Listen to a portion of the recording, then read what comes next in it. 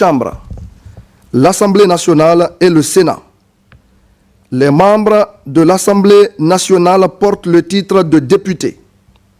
Les membres du Sénat portent le titre de sénateur. Le Parlement reflète la diversité politique, socio-culturelle et l'équilibre de la nation.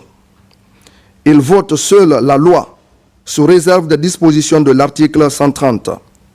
Il représente la nation, évalue les politiques publiques et contrôle l'action gouvernementale. La réunion des deux chambres du Parlement constitue le Conseil de la Nation. Article 92. La durée de la législature de l'Assemblée nationale est de 5 ans. Elle est de 6 ans pour le Sénat. Article 93. L'Assemblée nationale et le Sénat se réunissent en Conseil de la Nation dans des matières déterminées par la présente Constitution. Les sessions du Conseil de la Nation sont présidées par le président de l'Assemblée nationale ou, en cas d'empêchement de celui-ci, par le président du Sénat. Le Parlement organise une fois par an la conférence des institutions. La conférence des institutions regroupe l'ensemble des membres des institutions de la République. Article 94. La loi organique régissant chaque chambre détermine notamment la composition et les règles de fonctionnement du bureau, le nombre, le mode de désignation, la composition et les compétences des commissions permanentes, les modalités d'attribution de la présidence de certaines commissions de l'Assemblée à l'opposition parlementaire, les modalités d'application des règles de la parité et de l'inclusion, les modalités de création des commissions, les règles régissant les prises de parole, le déroulement des débats et le vote, le régime disciplinaire des membres, l'organisation des services administratifs placés sous l'autorité du président de chaque chambre. Article 95. Le président de chaque chambre est élu pour la durée de la législature. Article 96. Le Parlement se réunit de plein droit en session ordinaire unique. La session ordinaire unique commence le 5 octobre et prend fin le 15 juillet. Si le 5 octobre et le 15 juillet sont des jours fériés, l'ouverture ou la clôture est reportée au premier jour ouvré suivant. Article 97.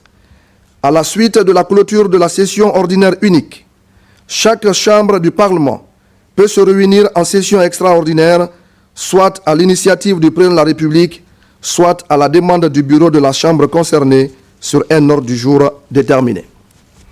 La session extraordinaire n'est convoquée, conformément à l'alinéa précédent, qu'à la condition qu'une question d'intérêt national nécessite cette réunion. La session extraordinaire est close dès que la chambre concernée épuise son ordre du jour. Article 98. Tout mandat impératif est nul. Le droit de vote au sein de chaque chambre est personnel. La délégation de vote est autorisée dans les conditions définies par le règlement intérieur de chaque chambre. Article 99. Les séances de l'Assemblée nationale et du Sénat sont publiques. Chacune des deux chambres peut, par un vote à la majorité simple des membres qui la composent, décider de tenir des séances à huis clos. Le compte-rendu intégral des débats est publié au journal des débats de chaque chambre. Article 100.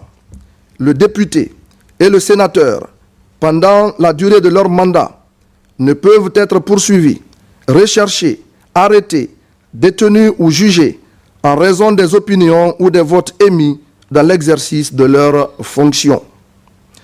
En période de session, ils ne peuvent être poursuivis ou arrêtés en matière pénale qu'avec l'autorisation de la Chambre dont ils sont membres.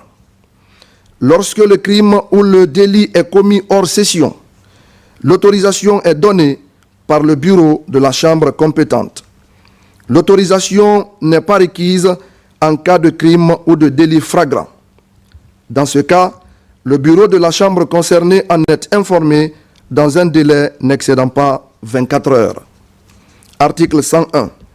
La qualité de député ou de sénateur est incompatible avec l'exercice de toute activité professionnelle publique ou privée rémunérée dans les conditions déterminées par une loi organique. La loi organique régissant chaque chambre détermine le régime des immunités, des incompatibilités et des sanctions. Chapitre 1 de l'Assemblée nationale. Article 102. L'Assemblée nationale est la chambre représentative du peuple de Guinée. Article 103. Pour être éligible à l'Assemblée nationale, tout candidat doit A. Être de nationalité guinéenne. B. Être âgé de 21 ans au moins et de 80 ans au plus. C. Jouir de ses droits civils et politiques. D. Être présenté par un parti politique légalement constitué en conformité avec la Constitution et les lois ou se présenter à titre de candidat indépendant sous réserve du respect des conditions de parrainage requises. Une loi organique fixe le nombre de circonscriptions électorales, le nombre de députés, les avantages et le montant de leur indemnité. Elle détermine également les autres conditions d'éligibilité, le régime des inéligibilités et des incompatibilités, les modes de scrutin, ainsi que les conditions dans lesquelles il y a lieu de procéder au remplacement d'un député en cas de vacance de siège de député. Article 104. Les députés sont élus au suffrage universel direct pour un mandat de 5 ans renouvelable. La durée du mandat peut être écourtée par une dissolution dans les conditions définies à l'article 136. Article 105. Le tiers des députés est élu au scrutin de liste nationale à la représentation proportionnelle. Seuls les partis politiques, en conformité avec la Constitution et les lois, présentent les candidats